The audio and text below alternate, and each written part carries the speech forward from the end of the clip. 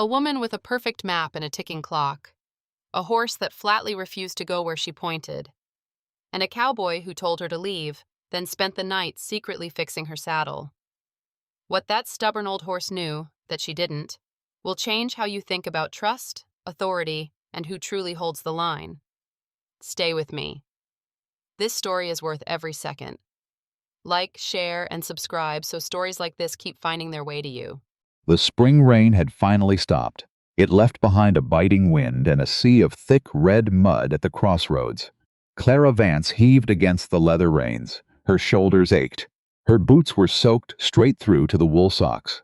Sarge didn't care. Her father's 16-year-old gelding just snorted. He planted his massive hooves deeper into the muck. He wasn't going north to the town of Mora. He wasn't taking another step on that road. "Come on," Clara coaxed.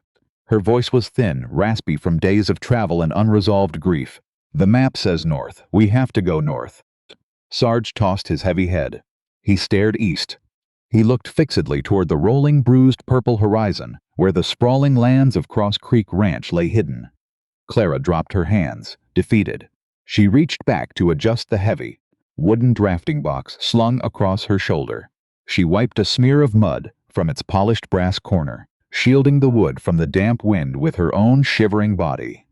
She didn't care about the cold seeping into her bones. Keeping her father's tools safe, keeping his legacy intact was all that mattered. Arthur Vance had been a brilliant cartographer. To Clara, he was a giant. She had lived her 30 years in the shadow of his perfection, believing entirely that a person's worth was measured by the exactness of the lines they drew in the world. Now he was gone, and she was left with his drafting pens, a stubborn horse, and a ticking clock. She had exactly 6 weeks. 6 weeks before the Vance Syndicate, a ruthless corporate machine that shared her last name, but none of her blood swallowed the Cimarron territory whole. They were buying up fraudulent surveys, legally stealing the dirt right out from under the feet of the people who lived there. Clara unbuckled her saddlebag. Her ink-stained, calloused fingers pulled out a tightly rolled parchment. She unrolled it carefully, handling the paper like spun glass. It was her father's final map of the territory. The survey was immaculate. The topography was perfect, except for the eastern quadrant. There was a massive, glaring blank space over the Cimarron edge. It made no sense. Arthur Vance didn't leave things unfinished. "A map is a promise," Clara said aloud, her voice carrying over the empty, rain-washed prairie. She looked right at the horse. "It is supposed to tell the absolute truth, Sarge. A clear boundary is the only thing that stands between human rights and corporate greed. It draws the hard line between what is right and what is stolen. We have to finish his work." Sarge just blinked. He shifted his weight, taking one deliberate, muddy step east toward Cross Creek. Clara let out a breath she didn't know she was holding. She reached into her wool coat and pulled out a small, folded slip of paper. It was the last thing her father had written. She had found it resting on his drafting table the morning his heart gave out. She read the words again, tracing the familiar, jagged handwriting. "Find Silas Boone at Cross Creek. He is the only one holding the line." Clara looked at the note. She looked at the massive, inexplicable blank space on her father's flawless map, and finally she looked at the aging horse who refused to be led. "Fine," Clara whispered, rolling the map back up. She didn't pull the reins this time. She just walked up to his shoulder.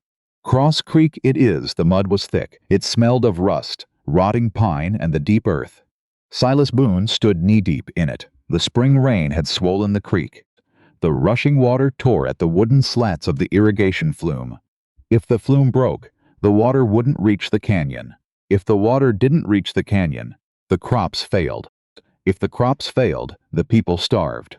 It was that simple. Silas dug his boots into the slick clay. He hoisted a heavy, waterlogged beam onto his shoulder. His muscles burned. The cold bit at his skin through his soaked flannel shirt. He didn't stop. He didn't complain. He just shoved the timber into the gap, bracing it against the rushing current. He grabbed a heavy iron mallet and began driving the wooden pegs home. Each strike echoed off the canyon walls. Down below, hidden behind a sharp bend of rock, lay the settlement. 50 souls, freed slaves who had walked 1,000 miles with nothing but the clothes on their backs. Displaced indigenous families pushed out by federal rifles. People who just wanted to live, to breathe, to stand in the sun without looking over their shoulders. Silas swung the mallet again. He was the foreman of Cross Creek Ranch. He was supposed to be running cattle. Instead, he spent his mornings down here, sweating in the freezing mud, building a lifeline for people the world preferred to forget. True compassion didn't need an audience. It didn't ask for a thank you, it just did the work. You're going to break your back down there, Boone. Silas paused. He lowered the mallet and wiped the rain and sweat from his eyes. He looked up at the ridge. Elias Trent sat on his roan gelding, looking down at the trench. The town postmaster was a quiet man, 55, graying, with eyes that saw everything and a mouth that said very little. If Elias had ridden all the way out from town, it wasn't to deliver the weather. Silas climbed out of the trench. His boots squelched heavily on the bank. He wiped his muddy hands on his denim trousers. Flume was giving out, Silas said. His voice was low, gravelly. Had to brace it. Elias nodded slowly. He looked past Silas toward the hidden bend in the canyon. He knew what was back there. He was one of the few who did, and he kept his mouth shut. Ryder came through Mora this morning, Elias said. He pulled a tobacco pouch from his coat, but didn't open it. Said there was a woman on the road, traveling alone, have a drafting box slung over her shoulder, leading an old gray gelding. Silas went still, his jaw tightened. Arthur Vance's girl, Elias finished softly. She's here, Silas. Silas looked down at the mud on his hands. Arthur Vance was a good man. A rare breed, but Arthur was dead, and his daughter was walking into a war zone with a map that could get 50 innocent people killed. She asking for me? Silas asked. She was asking for the road to Cross Creek, Elias said. She's got her daddy's map, the one with the blank space. She told the stable boy she came to finish the survey. Said the Vance syndicate is breathing down her neck. She's got 6 weeks before they bring the federal hammer down. Silas looked out over the prairie. The wind howled, rattling the sagebrush. If Clara Vance finished that map, the federal government would log the canyon. They would log every rock, every stream, and every acre. And the moment those coordinates hit a desk in Washington, the settlement would cease to be a sanctuary. It would become real estate. The syndicate would buy the deeds out from under them. They would send armed men. They would burn the cabins. They would drag those people out in chains or in pine boxes. She can't finish that map, Silas said. His voice was hard now, cold. She's Arthur's blood, Elias reminded him gently. She's trying to save the territory. She's trying to save a piece of paper, Silas countered. I'm trying to save lives. Silas picked up his mallet. He stared at the rushing water. He didn't hate Clara Vance, he pitied her. She was a grieving daughter holding on to a ghost. But he couldn't let her near that canyon. He couldn't let her draw those lines. If he had to break her heart to protect the people in the valley, he would do it. You going to turn her away? Elias asked. I'm going to make her run, Silas said. I won't guide her, I won't help her. She'll think I'm just another miserable, hard-hearted son of a bitch on the frontier. Elias sighed. He gathered his reins.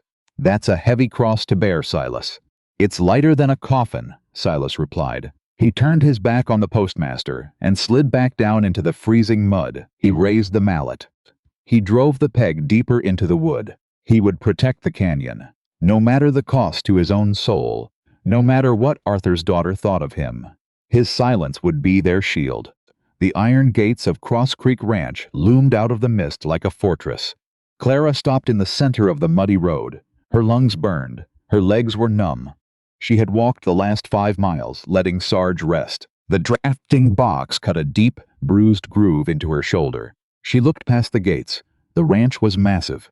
Barns, corrals, and bunkhouses sprawled across the valley floor. 50 ranch hands moved about, repairing fences, breaking horses, hauling feed. It was an empire of dirt and sweat.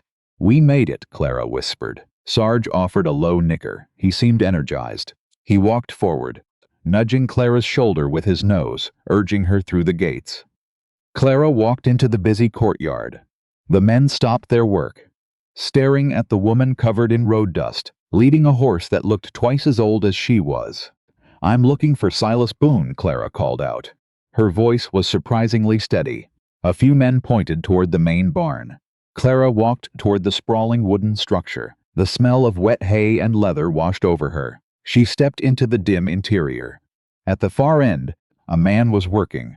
He was brushing down a massive bay stallion. He didn't look like a savior. He didn't look like a hero holding any sort of line. He looked like the earth itself had spit him out. He was tall, broad-shouldered, and caked in drying mud from the waist down. His flannel shirt was torn at the elbow. His face was hidden beneath the shadow of a worn, sweat-stained Stetson. "Excuse me," Clara said, her voice echoing in the rafters. "Are you Silas Boone?" The man stopped brushing. He didn't turn around. He just ran a hand down the stallion's flank. "Depends on who's asking," he said. The voice was like coarse sand. "My name is Clara Vance. I'm Arthur Vance's daughter." Silas finally turned. He looked at her. His eyes were dark, unreadable, and utterly exhausted. He looked at the drafting box slung over her shoulder. He looked at the rolled-up map sticking out of her saddlebag, his jaw muscles feathered. "I know who you are," Silas said flatly. "Your daddy was a good man. I'm sorry he's gone." "Thank you," Clara said. He's stepping forward. "You?" "I have his map, Mr. Boone. But the eastern quadrant is blank. The Vance Syndicate is moving in. I need a guide. I need someone who knows the hidden trails out east. I need to finish the survey before the land office closes the claims." Silas tossed the brush onto a barrel. He wiped his hands on a rag. He didn't step toward her. He stood like a brick wall. "No." Clara blinked. She tightened her grip on Sarge's reins. "Excuse me?" "I said no," Silas repeated. He tossed the rag aside. "I'm a foreman, Miss Vance. I run cattle. I fix fences. I don't babysit city girls chasing lines on a piece of paper. The East Ridge is treacherous. It's washed out. It's no place for you." Clara felt a hot flush of anger rise in her chest. The grief, the exhaustion, the miles of walking it all flared into a sudden, blinding frustration. "You don't understand," Clara snapped, her academic composure cracking. "This isn't a hobby. This is the law. If I don't map that boundary, the syndicate will steal this entire territory. They will displace hundreds of people. I have the tools. I have the skill. I just need you to show me the way." "Lines on a map don't stop bullets, Miss Vance," Silas said coldly. "And they don't feed hungry people. Go back to Boston. Go back to your drawing rooms. Leave the Cimarron alone." Clara stared at him. She felt entirely betrayed. Her father had sent her to this man. He had called him the one holding the line. But this man wasn't a guardian. He was just a coward hiding behind a ranch gate. "Fine," Clara said, her voice shaking with rage. She grabbed the saddle horn. "If you won't help me, I'll find the trails myself. I don't need your permission." She yanked hard on Sarge's reins. "Come on, Sarge, we're leaving." The horse didn't move. Clara pulled harder, the leather dug into her palms. "Sarge, walk on." Sarge let out a heavy breath. He ignored Clara entirely. Instead, he stepped forward right past her, dragging the reins from her tired grip. He walked straight up to Silas Boone. Silas stood still as the massive aging gelding approached. Sarge lowered his head. He let out a soft snort and rested his heavy gray muzzle directly on Silas's muddy shoulder. Clara's mouth fell open. "Sarge, get back here!" The horse closed his eyes, leaning into the foreman. Silas slowly raised a hand. He didn't shoo the horse away. He reached up and gently stroked Sarge's neck, right along the mane. His touch was incredibly gentle, completely at odds with the harshness of his voice just moments before. Clara stepped forward, furious. "What are you doing? Let go of my horse. He belongs to me. I have his papers right here in my bag." She reached for the saddlebag, but Silas's voice cut through the barn like a whip crack. "A horse on a long trail doesn't put his faith in a paper deed, ma'am." Clara froze. Silas looked over Sarge's back, his dark eyes locking onto Clara's. The coldness was gone. In its place was a fierce, burning intensity. "He doesn't care whose name is signed at the bottom of a legal document," Silas said, his voice ringing with a sudden, explicit clarity. "He trusts the man who gives up his last drop of canteen water. He trusts the man who walks in the mud so he can walk on the grass. Real authority is earned through respect, Miss Vance. It's earned through sacrifice. It is never forced by a heavy hand or a piece of parchment." Clara stood rooted to the spot. The words hit her like a physical blow. Her entire life, she had believed that the paper was the ultimate truth, that the map, the deed, the written law was the highest form of authority. But looking at her father's horse, the animal that had judged her father to be a great man leaning into the chest of this muddy, exhausted cowboy, she felt her worldview crack. "He's tired," Silas said softly, turning his attention back to the horse. "He's carrying a heavy load, and he knows who respects the land, and who is merely passing through it to conquer it."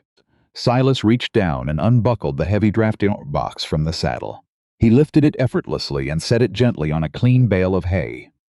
He didn't look at Clara. "He stays here tonight," Silas said, his tone leaving no room for argument. "He gets oats, he gets brushed. You can sleep in the loft, it's dry." Clara watched him. Her anger was gone, replaced by a profound, unsettling confusion. She looked at the drafting box. She looked at the blank map sticking out of her bag. Then she looked at Silas Boone, the man who had just refused to help her, yet was currently rubbing the aching joints of her exhausted horse with a tenderness that broke her heart. Maybe her father wasn't wrong about him. Maybe there was a reason the map was blank. Clara swallowed hard. She didn't argue. She didn't pull the reins. She just picked up her drafting box and walked toward the ladder of the hayloft, leaving her father's horse in the hands of the stranger who refused to draw a line. The night came down hard and cold. The wind swept across the Cimarron, rattling the loose tin on the bunkhouse roof. Silas Boone walked his perimeter. He always did. He didn't trust the quiet. The quiet was usually just a liar waiting to strike. His boots crunched against the freezing mud. He carried a Winchester rifle, its cold iron familiar against his palm. He never carried a six-shooter. Revolvers were for men looking to start a fight. A rifle was for a man intending to end one. He walked past the main barn. The massive sliding doors were pulled shut against the wind. He paused. A thin slice of yellow light spilled through a crack in the timber. Silas stepped closer. He looked through the gap. Up in the hayloft, a single kerosene lantern was burning low. Clara Vance sat cross-legged on a scratchy wool blanket. She was huddled inside her heavy coat. Her father's drafting box was open across her lap. She had a compass in one hand and a lead pencil in the other. She wasn't sleeping. She was working. Silas watched her. She rubbed her eyes. They were red-rimmed and heavy. She scrubbed a hand over her face, leaving a smudge of graphite across her cheek. She looked small up there, small and desperately tired. He felt a tight pull in his chest, a familiar, unwelcome ache. He knew what it looked like when someone carried a ghost. He carried enough of his own. 10 years ago, he had walked away from a life of silk sheets, crystal glasses, and a surname that made bank presidents bow their heads. He had walked away because that name was bought with blood. His father had built an empire by driving vulnerable people off their land. He had watched hired guns burn out farmers. He had watched families dragged into the snow so a railroad could shave 2 miles off a route. His father called it progress. Silas called it murder. So he left. He threw his inheritance to the wind and came out west. He traded a gilded cage for calloused hands and a shovel. He became a nobody so he could finally do something that mattered. He found the box canyon. He found the people hiding there, and he swore to protect them. Silas kept watching Clara. She leaned over the parchment. She was furiously calculating coordinates, trying to bridge the gap her father had left behind. She wasn't a corporate spy. She wasn't a hired gun for the syndicate. She was just a daughter trying to find her father in the ink. She was trying to honor a man who had already honored himself by leaving the map blank. She just didn't know it yet. Silas stepped away from the crack in the wood. He walked around to the side door and slipped inside the barn. The air was thick with the smell of sweet feed and warm animals. Sarge was asleep in the corner stall, his heavy chest rising and falling in a steady rhythm. Silas walked quietly past the stall. He stopped at the tack wall. Clara's saddle was draped over a wooden rail. He ran his hand over the leather. It was a good saddle, but it was rigid. The padding beneath the cantle was worn down to the hard tree. He thought of Clara's bruised shoulders. He thought of the way she had winced when she reached for the horse's reins. Riding a worn saddle across the Cimarron wouldn't just make her sore. It would cripple her. Silas didn't wake her. He didn't call up to the loft to offer help. True consideration doesn't need an audience. It doesn't require a thank you. It is the quiet work done in the dark. He pulled a sharp knife from his belt. He walked over to a stack of sheepskin pelts he kept for winter repairs. He selected the thickest, softest piece. He brought it back to her saddle. With quick, practiced motions, he sliced the leather, lacing on the saddle's skirt. He packed the thick sheepskin tightly against the hard wooden tree, cushioning the exact spot where a rider's lower back took the hardest beating. He relaced the leather. He pulled the strings tight, tying them off with a secure flat knot. It took him 20 minutes. When he was done, the saddle looked the same, but it would ride like a cloud. He wiped his knife on his thigh and sheathed it. "You're a quiet worker, Mr. Boone." Silas froze. He looked up. Clara was leaning over the edge of the loft. The lantern light caught the messy tangle of her dark hair. She was looking down at him, her expression unreadable. "Barn's drafty," Silas said. His voice was a low rumble. "Just checking the latches." Clara looked at the saddle. She looked at the fresh sheepskin scraps on the dirt floor. She didn't call him a liar. She just nodded slowly. "My father," Clara said softly, her voice drifting down through the cold air. "He used to say that you can measure a man by what he does when he thinks no one is looking." Silas picked up the leather scraps. He shoved them into his pocket. "Your daddy was a cartographer, Miss Vance. He measured things with a ruler. The real world doesn't measure outset so neat." "Maybe," Clara said, "but he trusted you. And you just spent 20 minutes fixing the saddle of a woman you told to leave." Silas walked to the barn door. He didn't look back at her. He didn't want her gratitude. Gratitude meant a bond, and a bond meant it would hurt more when he finally had to drive her away. He paused with his hand on the heavy iron latch. "A map is just a picture of the dirt, Miss Vance," Silas said. His voice was firm, explicit. "It doesn't tell you who bled for it. It doesn't tell you who cried over it. The syndicate wants to draw lines so they can lock people out. But out here, the land belongs to the folks who tend it. A person's right to live in peace is a higher law than any line drawn on a piece of paper. If you can't learn that, you have no business holding your father's pen." He opened the door. The cold wind howled, rushing into the barn. "Good night, Clara," he said. He stepped out into the dark, pulling the door shut behind him.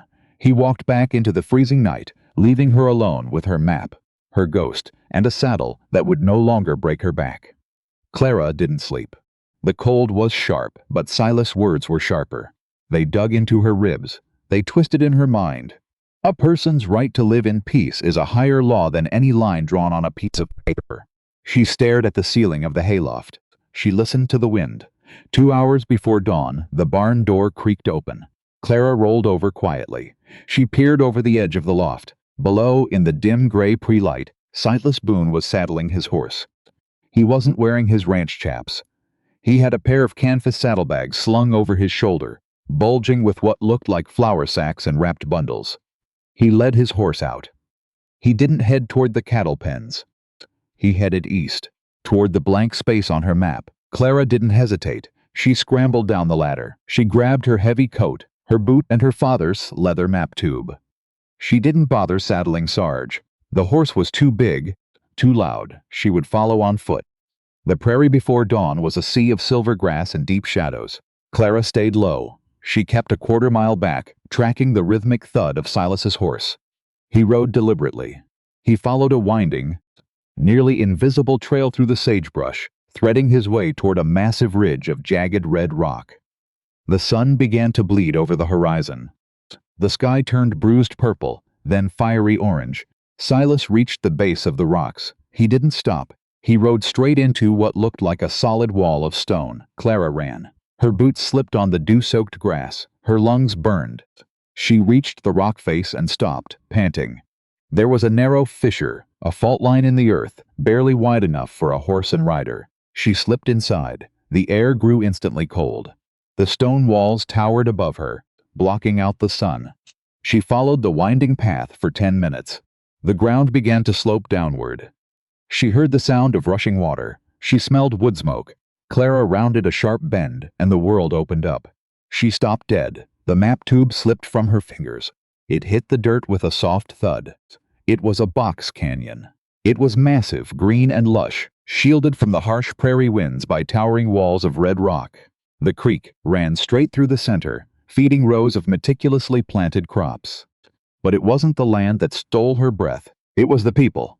Dozens of small, sturdy cabins dotted the valley floor. Smoke curled cheerfully from stone chimneys. Women were hanging laundry on lines stretched between cedar trees. Men were out in the fields, working the soil. Children were running in the grass, chasing a scruffy dog. They were a mosaic of faces. Black families, native families, white families, all living together, all surviving in a world that had tried to crush them. Clara ducked behind a large boulder. Her heart hammered against her ribs. Down in the center of the settlement, Silas Boone was off his horse. He was surrounded by a group of children. He was smiling. It was the first time she had seen the hard lines of his face soften. He pulled a slate board from his saddlebags. He sat down on a tree stump, motioning for the children to gather around. He was teaching them to read. Clara watched as Silas handed a piece of chalk to a young Navajo boy. She watched him guide the boy's hand, tracing letters on the slate. She heard Silas's voice drift up on the morning breeze. It was clear, explicit, resonant. "No one can take the words from your head, Thomas," Silas said to the boy. "They can take your house, they can take your land. But an educated mind is a free mind, and every soul breathing on this earth has an equal right to stand in the sun. You learn these letters, you learn to read the laws, and you won't ever have to hide." Clara felt a hot tear track down her freezing cheek. She reached down with trembling hands and picked up the leather tube. She pulled off the brass cap. She slid her father's map out. She unrolled it on the flat surface of the boulder. She weighed the corners down with loose stones. She looked down into the valley. She looked at the winding creek. She looked at the sharp, jagged walls of the canyon. She traced the topography with her eyes. Then she looked at the map. She looked at the massive blank space in the eastern quadrant. She leaned closer. The morning light hit the parchment at an angle. Clara stopped breathing. There, in the blank space, the paper was thinner. It was slightly rough.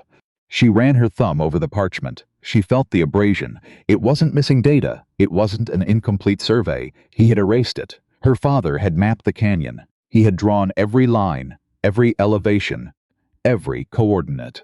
And then he had taken a sharp razor blade and he had meticulously scraped the ink right off the parchment. He had sabotaged his life's greatest work. He had ruined his masterpiece. Clara gripped the edge of the boulder. Her knees went weak. The realization hit her like a physical blow. Her entire life, she had believed that perfection was the ultimate goal. She had believed her father was a great man because he never made a mistake. He never missed a detail. But looking down at the settlement, looking at the children laughing in the sun, she realized the truth. Her father wasn't great because of the lines he drew. He was great because of the lines he chose not to draw. He had found this canyon. He had met Silas. He had seen these people. He knew that if he submitted a complete map to the federal government, the syndicate would swoop in. They would claim the land. They would destroy this sanctuary. So, Arthur Vance had made a choice. He chose humanity over his legacy. He chose the vulnerable over his own scientific perfection. Clara slowly sank to the ground. She sat in the dirt, her back against the cold stone. She pulled her knees to her chest. The map lay unrolled beside her, the blank space glaring up at the sky like a silent oath. Respecting human life took precedence over professional prestige. A person's right to exist was more important than the exactness of a grid. She had come here to finish her father's work. She had come here to fill in the blank. Now she knew the truth. The blank space was the work. Clara wiped her eyes. She carefully rolled the map back up. She slid it into the leather tube. The academic arrogance she had carried with her from Boston was gone. It had shattered, leaving behind a profound, humbling clarity. She didn't need to finish the survey. She needed to protect the erasure. And to do that, she had to talk to the man who was holding the line. She stood up. She stepped out from behind the boulder. She didn't sneak away. She didn't hide. She walked openly down the steep path, directly into the valley, toward the cowboy who was teaching the world how to read. The ride back from the canyon was always the hardest. Silas Boone rode slow. The sun climbed higher. The wind lost its morning bite and turned into a dry, steady push across the prairie. The dust kicked up by his horse hooves tasted like chalk. He didn't mind the dust. He minded the ticking clock. Every day they survived down in the canyon was a stolen day. Silas knew that. The syndicate was getting closer. The surveyors were pushing west. The fraudulent deeds were piling up in the Santa Fe land office. He was a man standing in front of a slow-moving train, holding nothing but a shovel. He rode through the iron gates of Cross Creek. The ranch was awake now. Hammers rang against anvils. Men shouted over the bellow of cattle. It was a loud, working world. Silas rode straight to his cabin. It sat apart from the main bunkhouses, perched on a low rise near the tree line. It was a small, weathered structure, built for one man who didn't want company. He swung down from the saddle. He tied his horse to the hitching post and loosened the cinch. He grabbed his canvas bags. He turned toward the porch. Clara Vance was sitting on the wooden steps. She didn't look like the woman who had ridden in yesterday. The rigid posture was gone. The academic pride was gone. She sat with her elbows on her knees, her hands clasped tight. Her father's leather map tube rested on the dirt beside her boot. She looked entirely exhausted. She looked like a woman who had just seen the world turn upside down. Silas stopped at the bottom of the steps. He didn't speak. He just looked at her dust-covered boots. "I followed you," Clara said. Her voice was quiet. It barely carried over the wind. Silas didn't flinch. His face remained a mask of carved stone. He slowly reached up and pulled his Stetson from his head. He beat the dust against his thigh. "You're quiet in the brush," Silas said. "I'll give you that." Clara looked up. Her eyes were red. "I saw the settlement. I saw the children. Then you saw what you weren't supposed to see." "I saw what my father saw," Clara corrected. She stood up. She picked up the leather tube. Her hands were shaking slightly. "I looked at his map, Mr. Boone. I looked at the blank space in the sunlight. It isn't a mistake. He didn't run out of time." He scraped the ink away. Silas stepped up onto the porch. He was a head taller than her. His shadow fell across her face. He waited. He needed to know which way she was going to break. She had the power to destroy everything he had built. "He ruined his life's work," Clara said, her voice cracking. "He destroyed his own legacy, to protect them." "He did," Silas agreed softly, "because Arthur Vance knew a bad law when he saw one, and he knew that some things are more sacred than science." Clara took a shaky breath. She didn't threaten him. She didn't pull rank. She simply held out the leather tube. "I came here to draw a line," Clara said. "I thought a line meant order. I thought it meant truth. But the syndicate is just going to use my lines to build a cage." She looked Silas dead in the eye. The fear was gone. In its place was a fierce, burning resolve. "I won't draw the cage. I want to help you." Silas stared at her. The wind whistled through the porch rails. "Help me do what?" he asked. "Find a loophole," Clara said quickly. Her mind was already working. The drafter had returned, but her purpose had changed. The federal land laws are a maze. The Homestead Act, the railroad grants. If we can prove prior claim, or if we can isolate the geography, I can draft a legal defense. I can draw a new map. One that protects the canyon instead of exposing it. Silas felt a heavy, deep ache in his chest. It was the ache of a man who had carried a boulder for 10 years, suddenly feeling someone else put their hands under the stone. "You'd need coordinates for that," Silas said slowly. "You'd need a perfect topographical survey. You'd need to map the canyon." "I know," Clara said, frustration bleeding into her tone. "And it would take weeks. Weeks we don't have. The syndicate will be here in less than a month. I don't know how to do it in time, Silas, but there has to be a way." Silas looked at her. He looked at her ink-stained fingers. He looked at the fierce, desperate hope in her eyes. True trust is a terrifying thing. It means handing someone the knife and hoping they don't cut you. Silas had sworn never to trust anyone with the canyon. He was the gatekeeper. He was the wall. But a wall can only hold back the tide for so long. Eventually you need a dam. You need an engineer. You need a drafter. "Come inside," Silas said. He pushed the heavy oak door open. Clara hesitated for a fraction of a second, then stepped past him into the cabin. It was a stark room. A cast-iron stove, a narrow cot, a rough-hewn table. There were no photographs, no letters, no ties to a past life.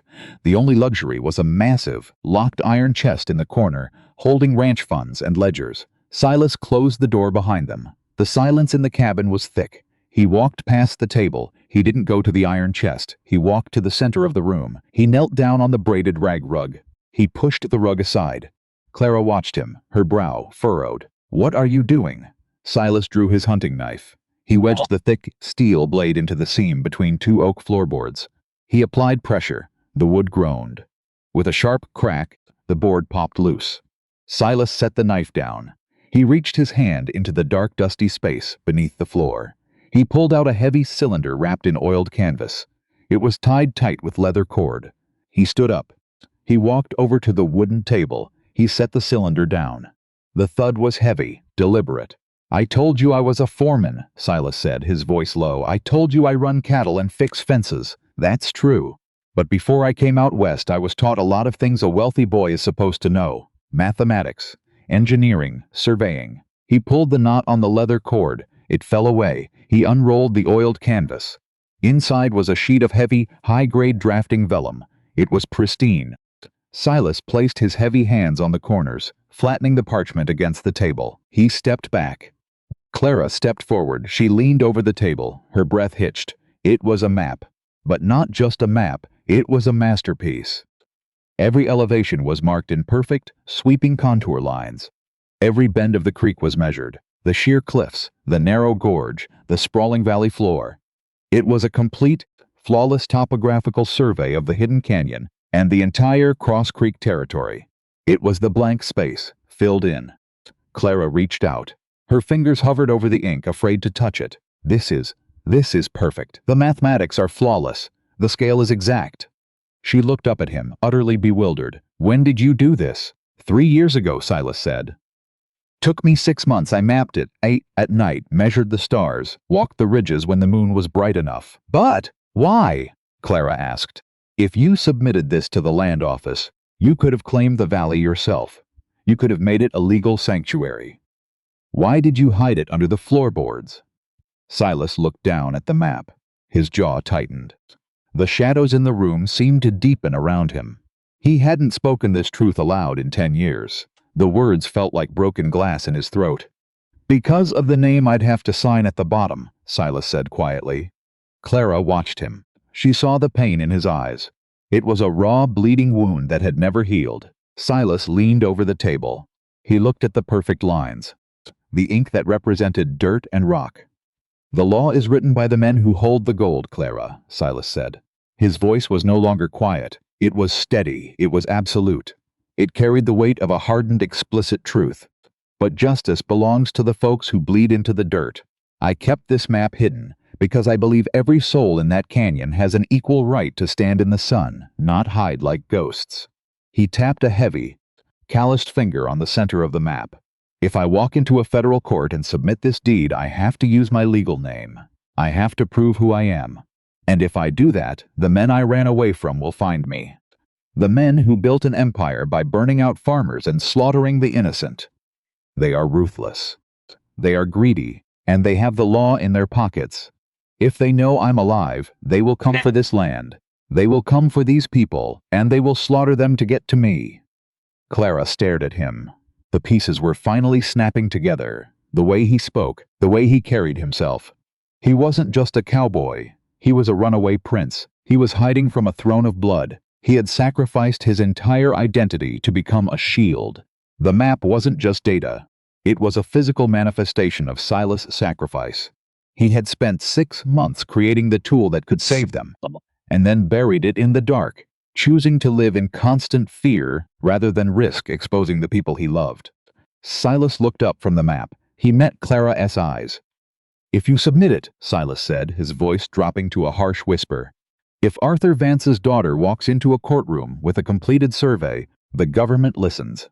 The syndicate backs off an established cartographer's claim." Clara looked at the map. It was everything her father had wanted to create. It was the missing piece of the puzzle. She looked at Silas, the mud on his boots, the tear in his shirt, the calluses on his hands. He was giving her his greatest weapon. He was handing over his life. "If you're going to draw a boundary, Clara," Silas told her, the words ringing with finality, "you draw it with your conscience. You don't draw it for a legacy. You draw it for the living." Clara slowly reached out. She pressed her hand flat against the center of the map, right over the hidden valley. "I'm not my father," Clara said. Her voice was strong now. rhythmic, grounded. "I don't care about a perfect legacy. I care about the people in the dirt." She looked up at him.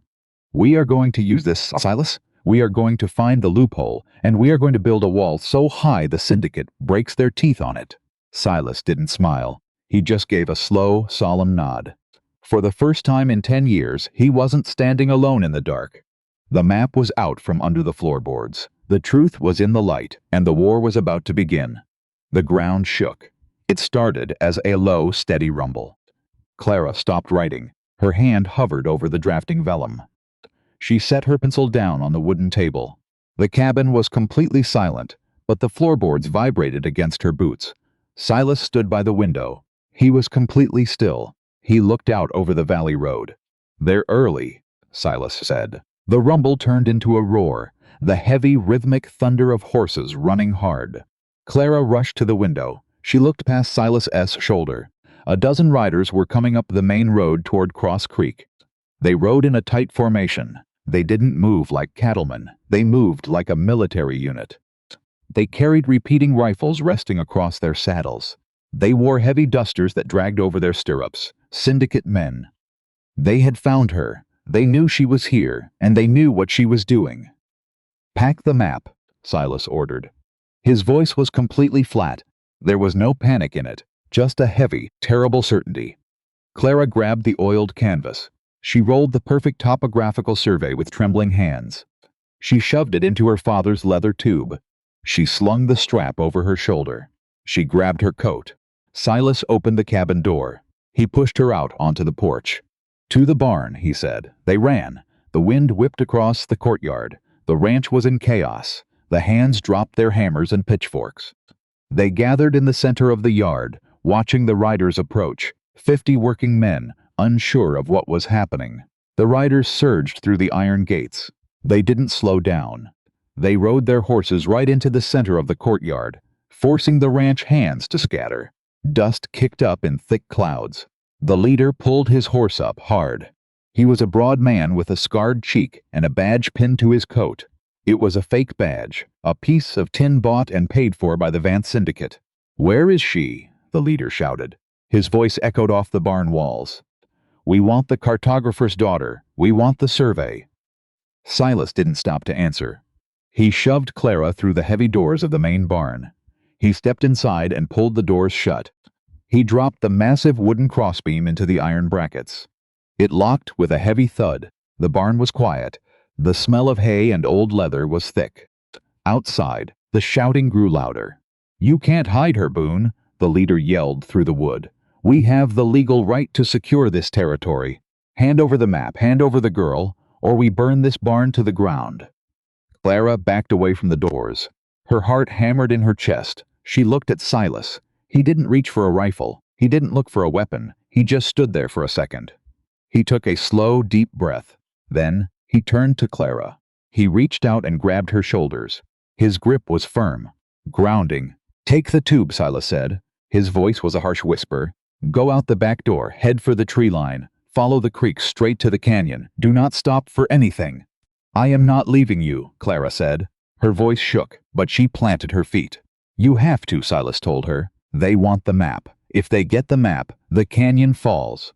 You have the truth in your hands. You protect it." He let go of her. He stepped away and moved toward the front doors. He rested his hand on the wooden crossbeam. He looked back at her over his shoulder. "Run," he whispered. "Don't look back." He lifted the heavy beam. He pushed the barn doors open and stepped out into the open courtyard.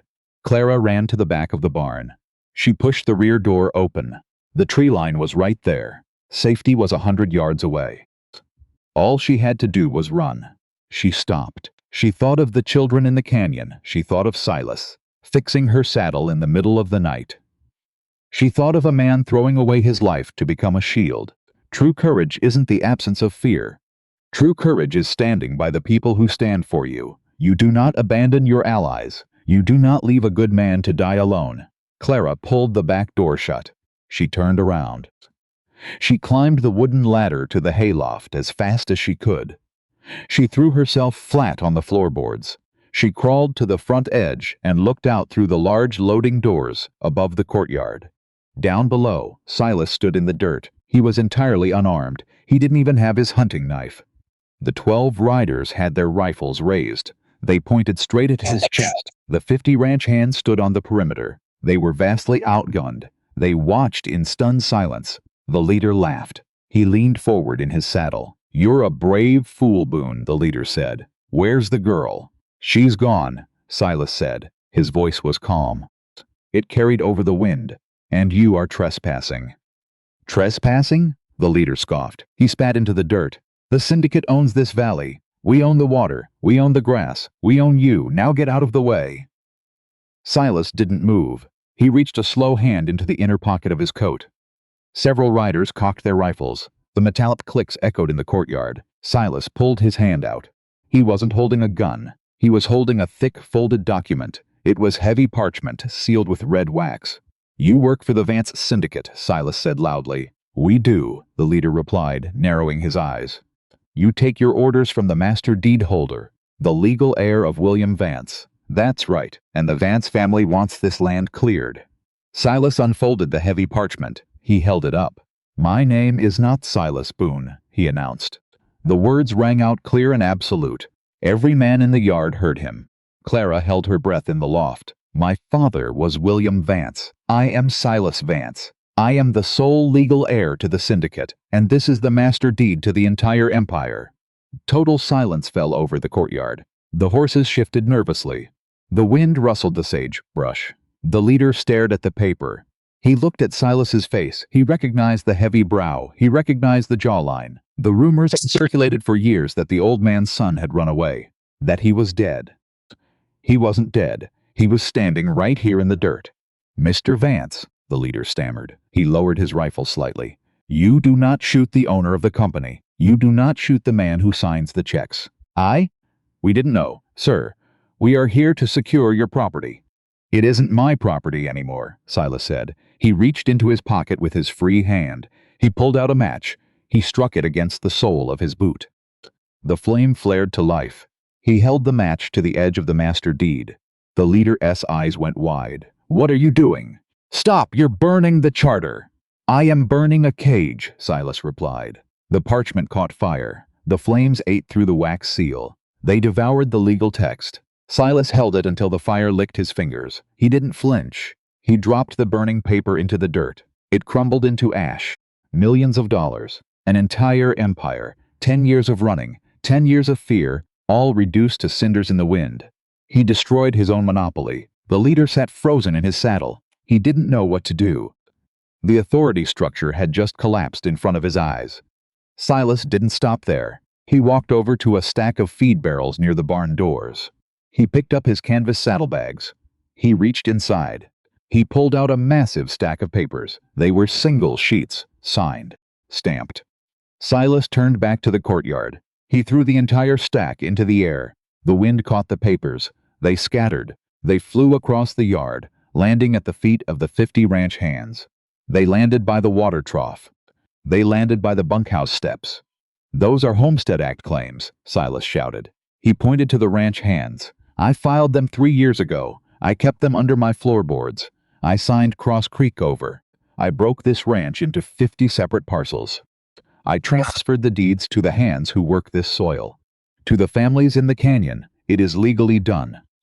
The ranch hands looked down. A young cowboy picked up a sheet of paper from the mud. He read it. It had his name on it. It had a legal description of 160 acres. He looked up at Silas, stunned. Silas stepped forward. He looked directly at the syndicate riders. His voice carried the absolute weight of the law. "A monopoly only has power when the land is held in one piece," Silas declared. He spoke the lesson clearly, making sure every man understood the mechanism of freedom. A corporation controls the people by keeping the earth locked in a single fist.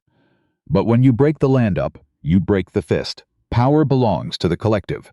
It belongs to the hands that sweat for it. Legal ownership is the only true defense against tyranny. He gestured to the scattered papers. "The Vance Syndicate doesn't own this valley anymore. I don't own this valley anymore. These men do." Silas locked eyes with the leader.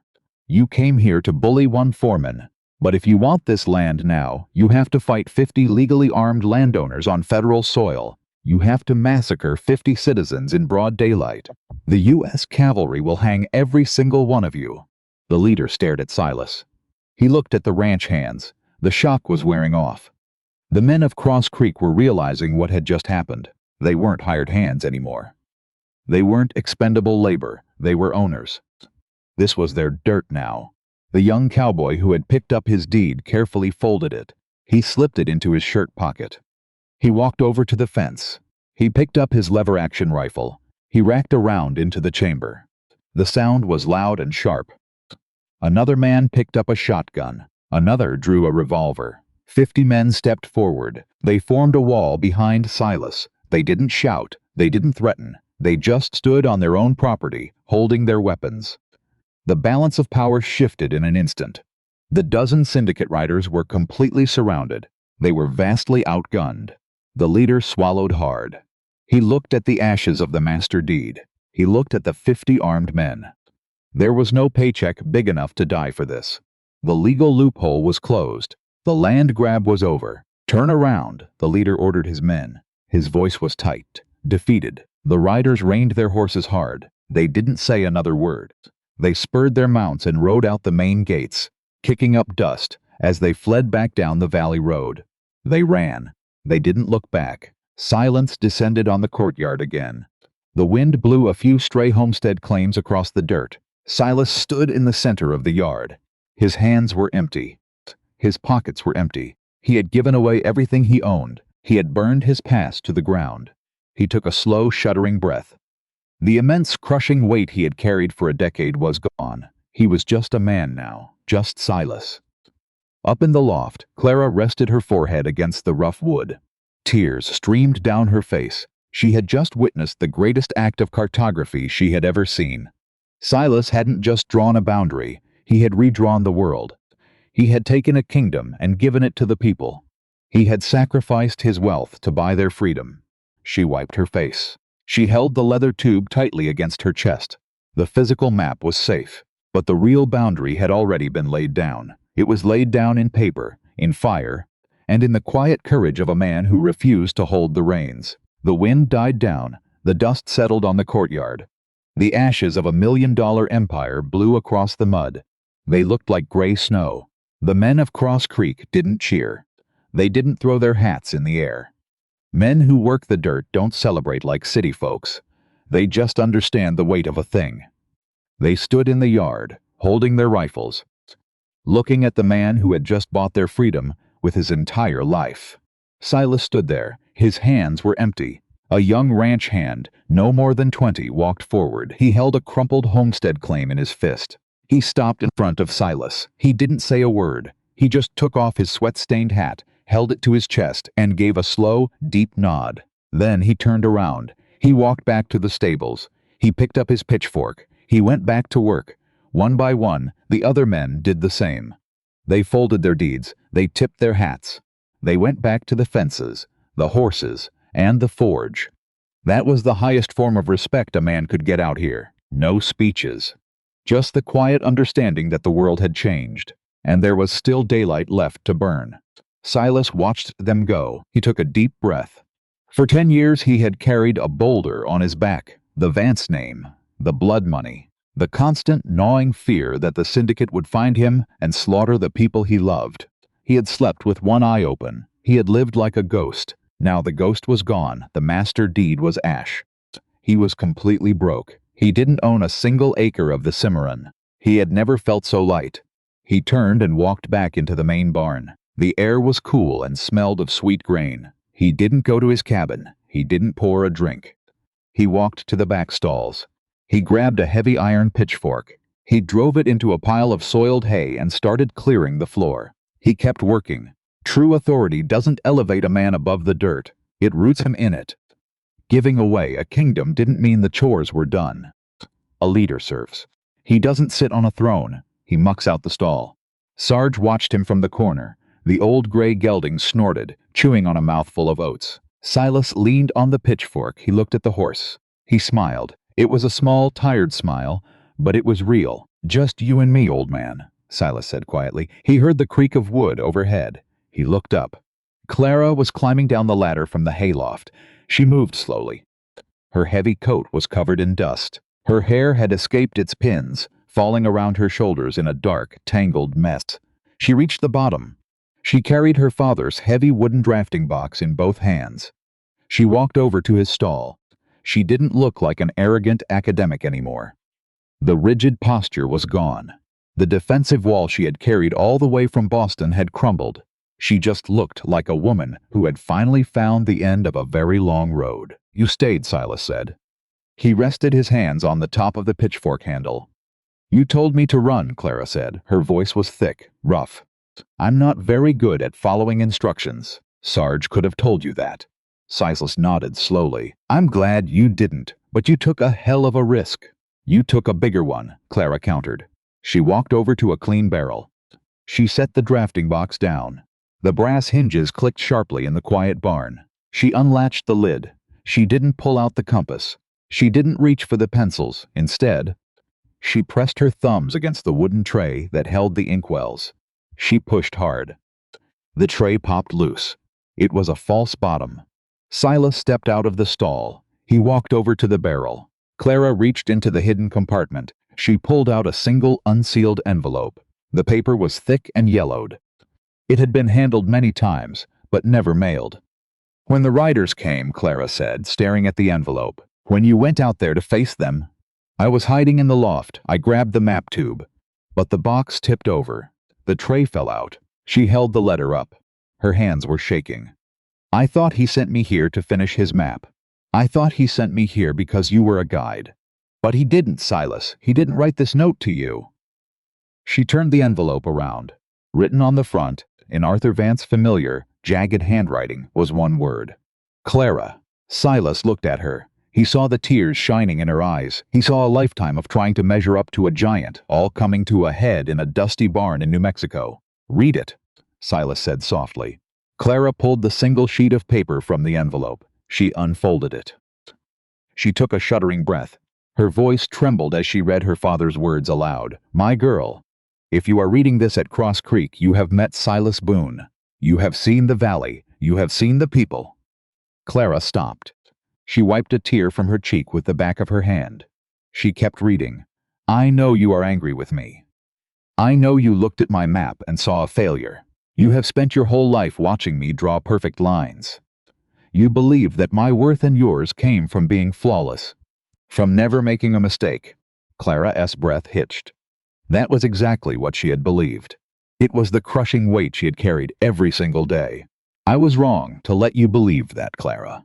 A perfect map is a beautiful thing, but a map that destroys innocent people is a crime. I found that hidden canyon.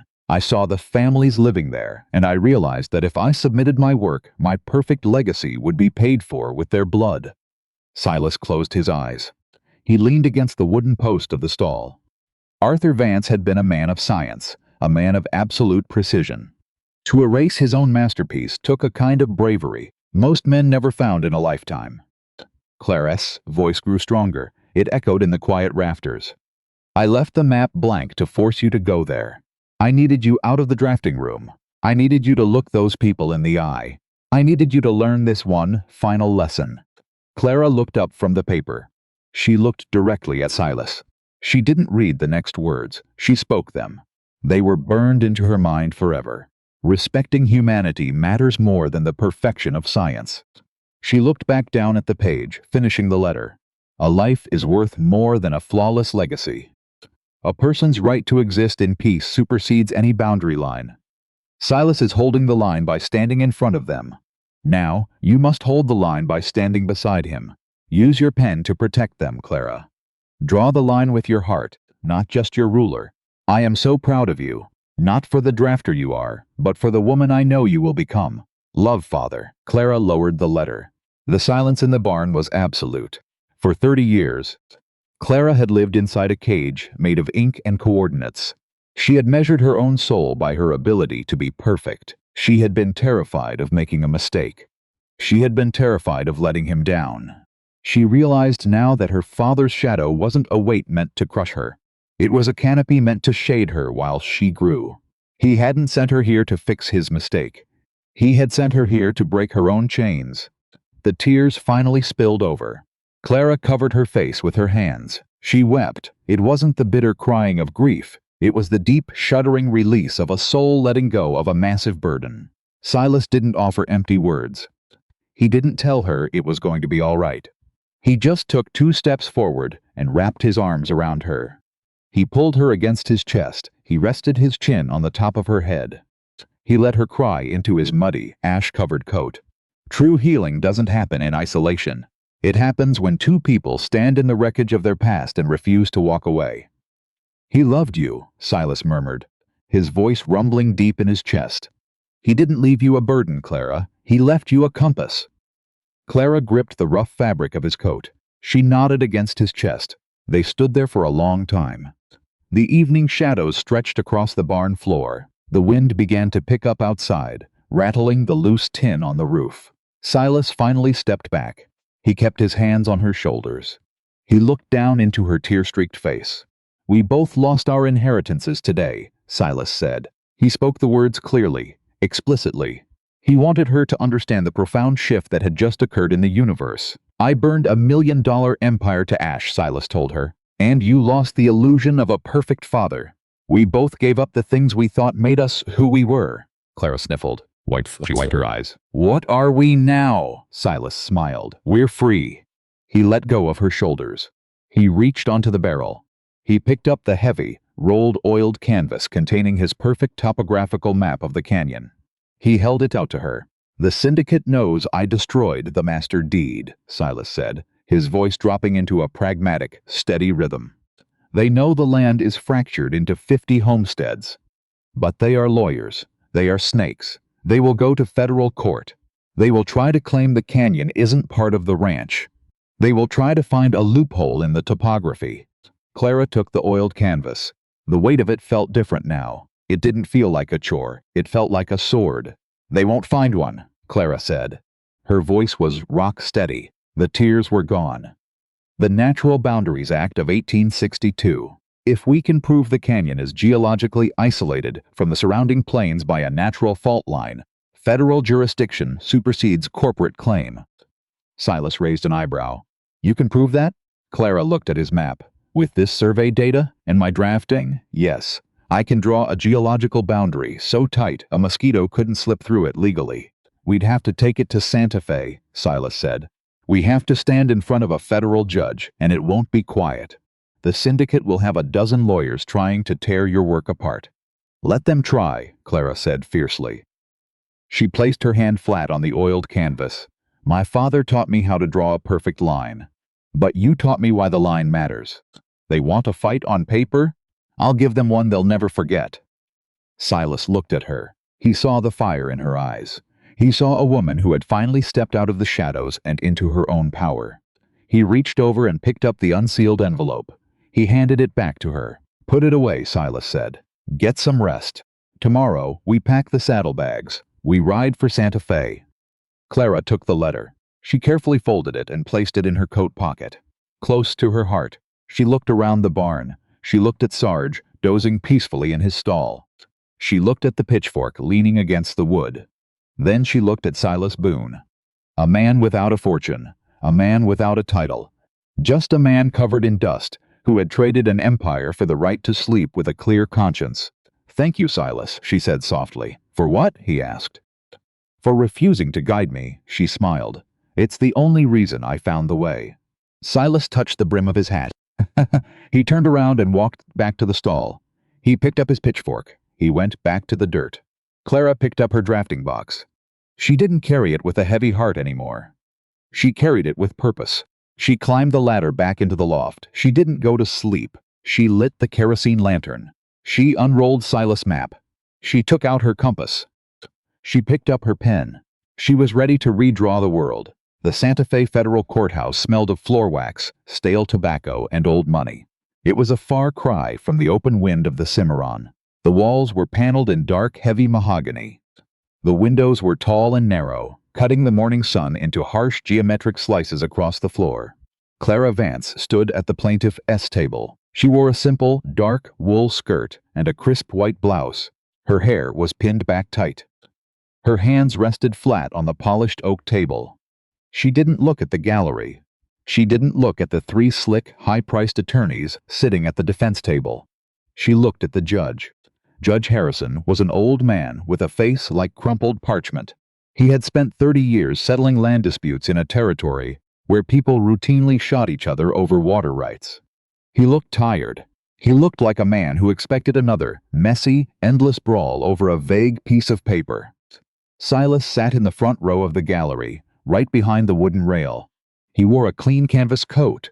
His hair was washed, but his boots were still scuffed with prairie dust. He didn't belong in a room like this. He belonged in the dirt.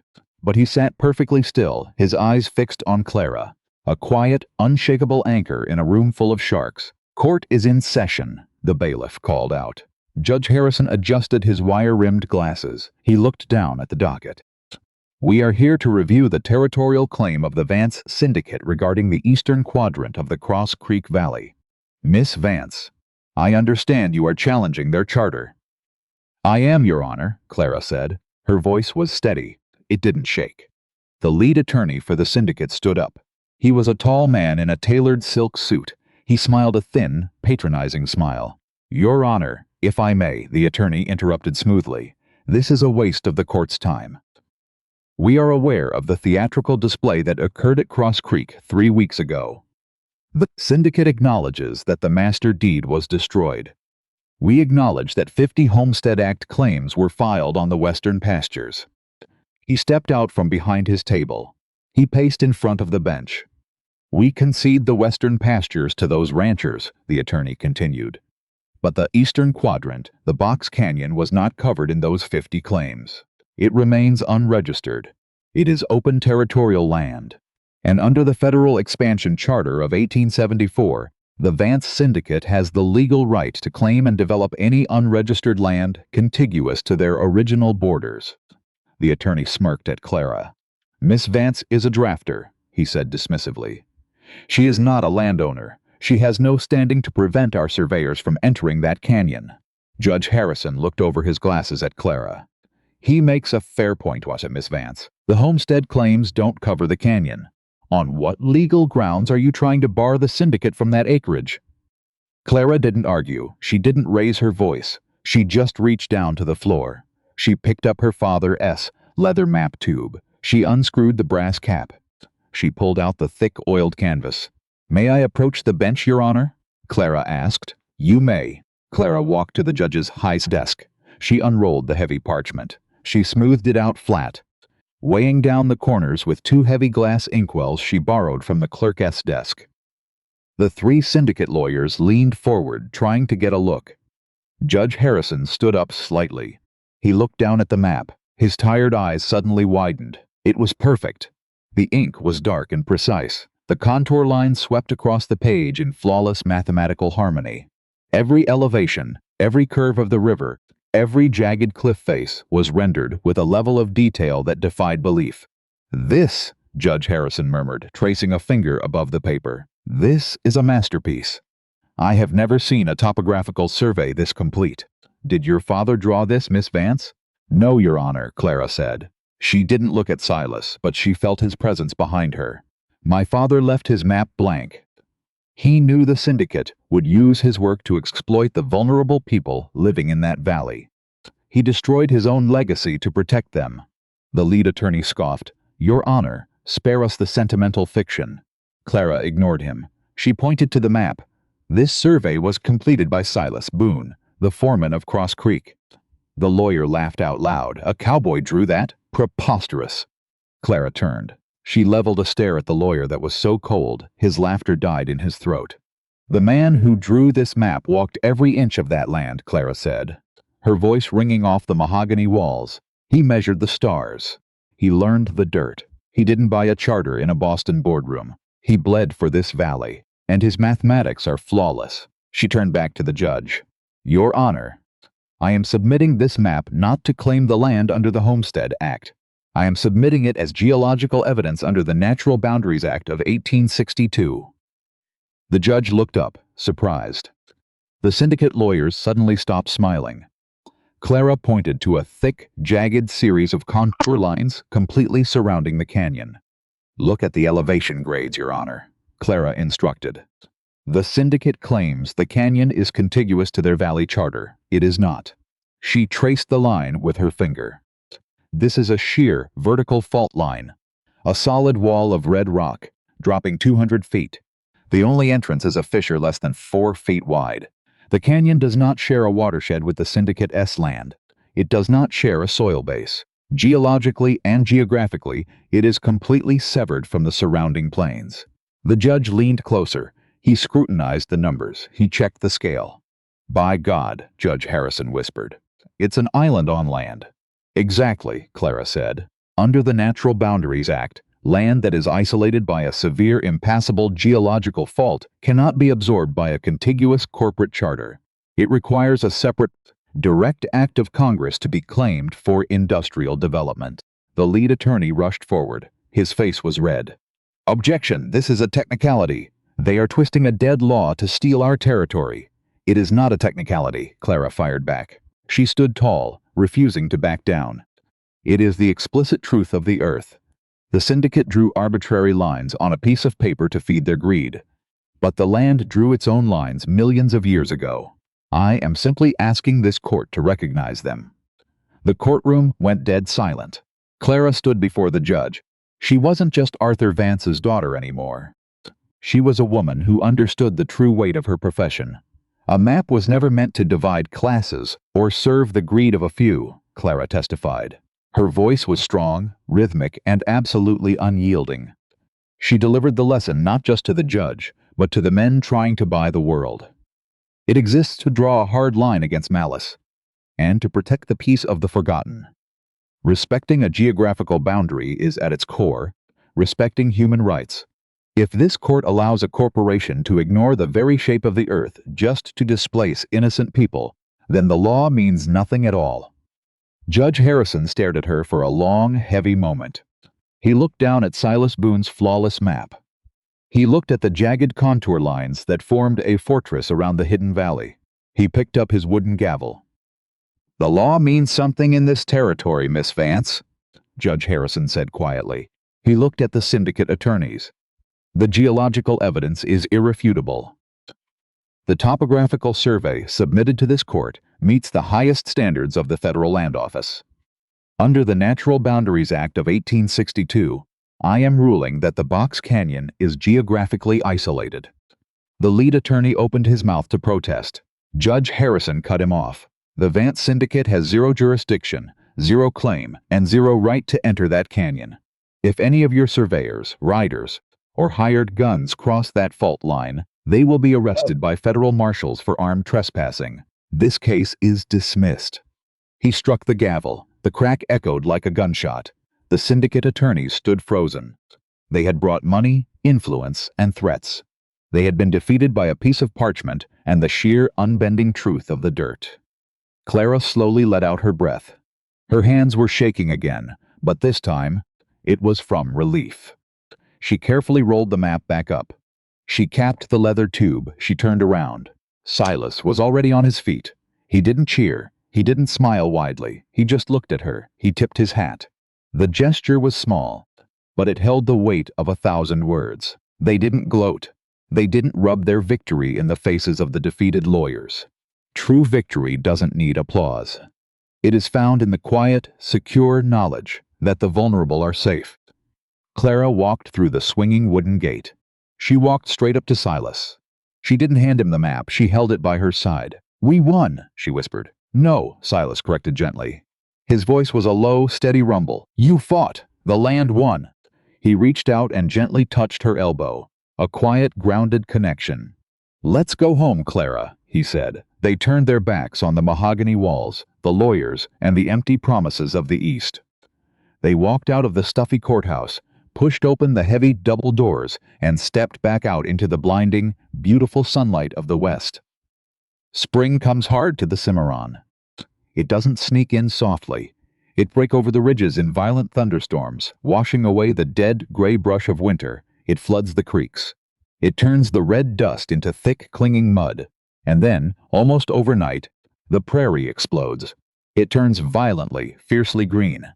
A year had passed since the master deed burned in the courtyard.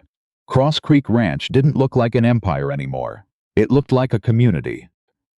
The iron gates at the main road had been taken off their hinges. They lay rusting in the tall grass. A gate was meant to keep people out, and Cross Creek didn't believe in walls anymore. The 50 homesteaders had built their cabins. They shared the water. They shared the labor. The most profound change, however, was the road leading east. The narrow, hidden fissure in the red rocks had been widened. The men from the canyon and the men from the ranch had worked together with pickaxes and black powder. They broke the stone. They built a wide, flat wagon trail connecting the hidden settlement directly to the main valley. The people in the canyon no longer lived like ghosts. They rode their wagons into the open. Children of every color played tag in the sprawling pastures. Navajo farmers traded seeds with white cattlemen. Freed slaves worked the forge alongside men who had once ridden for the syndicate. They had seamlessly integrated. They were a thriving, equal, and diverse community. The map had drawn a boundary to keep the poison out. But inside that boundary, the lines had completely vanished. Silas Boone didn't live in a mansion. He didn't reclaim his father's wealth. He was still just a man covered in prairie dust. He was out in the southern field. The afternoon sun beat down on his shoulders. His flannel shirt was soaked with sweat. He was walking behind a heavy iron plow, driving a team of strong draft horses through the dark, rich soil. He leaned into the wooden handles. The earth turned over in perfect, straight ribbons. He didn't have a title anymore. He wasn't the boss, he was just a neighbor. And he had never been happier. He reached the end of the row. He pulled back on the reins, halting the team. He wiped his brow with the back of his canvas sleeve. He turned and looked up toward the tree line. His small, weathered cabin still sat on the rise, but it looked different now. There were flower boxes under the front windows. Green shoots were pushing up through the damp soil, and through the open window, bathed in the natural afternoon light, sat a small, meticulously organized drafting table. Clara was sitting there. She had a pencil tucked behind her ear. Her sleeves were rolled up. She wasn't drawing boundary lines anymore. She was drawing architectural plans. She was drafting the blueprints for a new schoolhouse that would sit right on the border of the canyon and the ranch, a place where every child in the valley could learn to read the laws that protected them. Silas smiled. There had been no grand, aristocratic wedding. There were no silk dresses or silver rings. Men and women forged in the fires of the frontier didn't need paper certificates to prove their devotion. Their bond was implicit. It was woven into the way they shared the quiet mornings. It was built in the way she handed him a cup of coffee before dawn, and the way he sharpened her drafting pencils when she wasn't looking. They were partners, in the dirt and in the ink. The afternoon clouds began to roll in, heavy and gray. The wind picked up, carrying the sharp, metallic smell of rain. Silas unhitched the team. He led them back to the main barn. The spring rain broke fast and hard. It washed the mud from his boots as he walked across the courtyard. The ranch hands sought cover, shouting jokes to each other as they ducked onto porches and into bunkhouses. Silas dried off in the barn. He rubbed the draft horses down. When the rain finally passed, leaving the world smelling sweet and clean, he walked back out. He walked down the muddy road toward the crossroads, just past the edge of the property. Clara was already there. She had thrown a wool shawl over her shoulders against the chill. She was standing in the wet grass. Between them stood Sarge. The 16-year-old gelding looked healthier than he had a year ago. His coat was brushed clean. His eyes were bright. But he was still the most stubborn animal in the New Mexico territory. Silas walked up. He stopped a few feet from the horse. Clara stood on the other side. Neither of them reached for the leather reins. The reins hung loose, draped casually over Sarge's neck. They looked at each other over the horse's back. "Mud's thick," Silas said softly. "It's good for the seeds," Clara replied. They didn't need to speak volumes. The air between them was comfortable, safe. Sarge let out a fluttering snort. He looked at Silas. He looked at Clara. A year ago, he had stood at a crossroads, flatly refusing to budge. He had forced Clara to stop dragging him toward an empty future. He had forced her to look for a man who respected the land. Now, he didn't refuse to move. He didn't need to choose between them. Sarge took a slow, deliberate step forward. He bumped his heavy gray shoulder against Silas's arm, then nudged Clara's elbow with his velvet nose. He stepped between them, heading west. Clara smiled. She fell into step beside the horse. Silas stepped up on the other side. They walked together, three silhouettes moving slowly against the vibrant rain-washed colors of the prairie sunset. They weren't holding the reins. They weren't forcing a direction. They were just walking side by side. They were heading toward unmapped territories, but this time they weren't going there to draw harsh lines. They weren't going to conquer the unknown or build an empire out of someone else's sorrow. They were going to protect it. The explicit truth of the frontier is this: a map can tell you where you are, but it can never tell you who you are. The land doesn't keep its people through paper deeds, corporate charters, or lines drawn in ink. It holds them through love.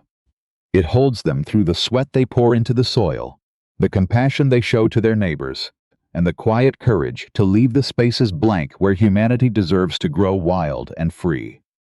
Clara looked at the man walking beside her. She looked at the horse leading the way.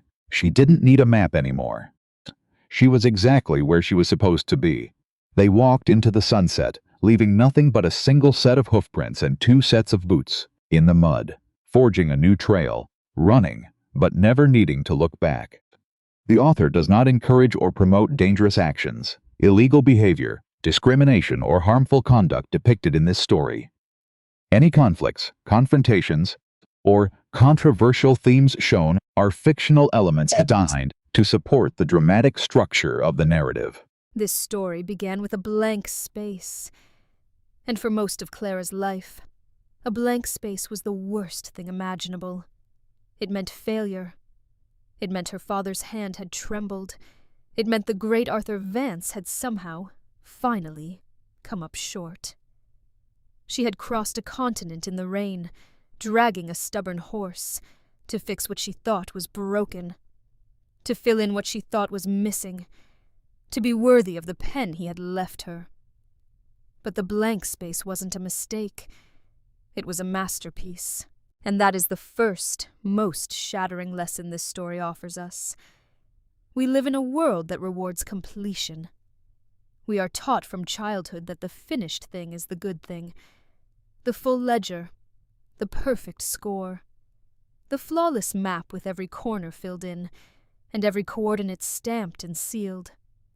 We are taught that blank spaces are evidence of weakness, of inadequacy, of a mind that gave up before the job was done. But Arthur Vance showed us something far more difficult than perfection. He showed us restraint. He showed us that sometimes the most courageous act a person of knowledge and authority can perform is to set down the pen, to look at what you know and choose, deliberately and at great personal cost, not to use it. Because the truth drawn on paper, in the wrong hands, becomes a weapon. And a weapon dressed up as a map is still just a weapon.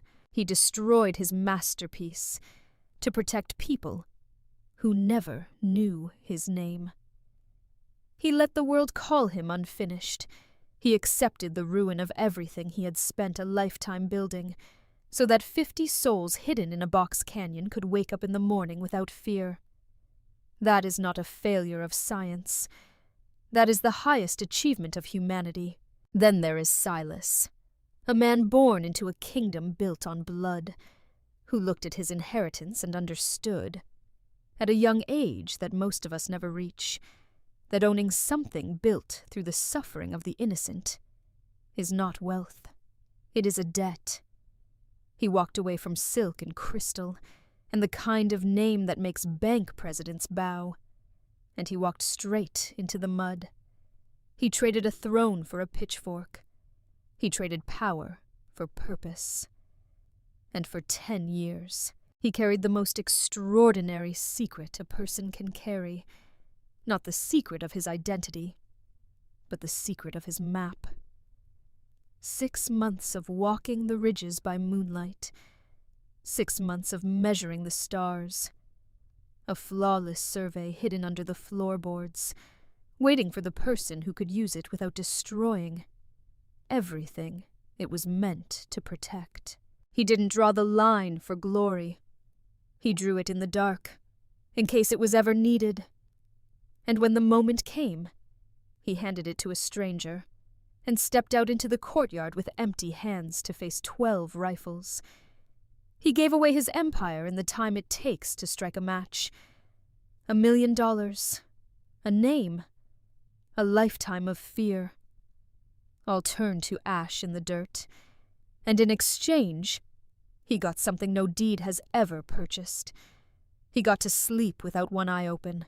But perhaps the deepest truth in this story belongs not to the brave actions of these 2 people, but to what was hiding inside the drafting box.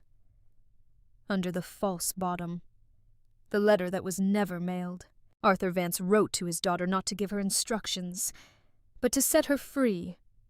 He spent his life drawing perfect lines, and in doing so, he had accidentally drawn a cage around her, a cage made of the belief that her worth was measured by her precision, that she was only valuable as long as she was flawless, that love meant living up to an impossible standard. And in his last days, he saw what he had done. He couldn't undo the years, but he could send her to the one place that would teach her what he had learned too late. Not perfection, compassion, not the map. The people the map is drawn for. Respecting humanity matters more than the perfection of science. He wrote those words because he had finally understood them. And he trusted his daughter enough to find them on her own, in the dust of a hidden canyon, watching a rough-handed cowboy teach a Navajo boy how to read. So tonight, wherever you are, I want you to think about the blank spaces in your own life, not the ones that terrify you, the ones you chose,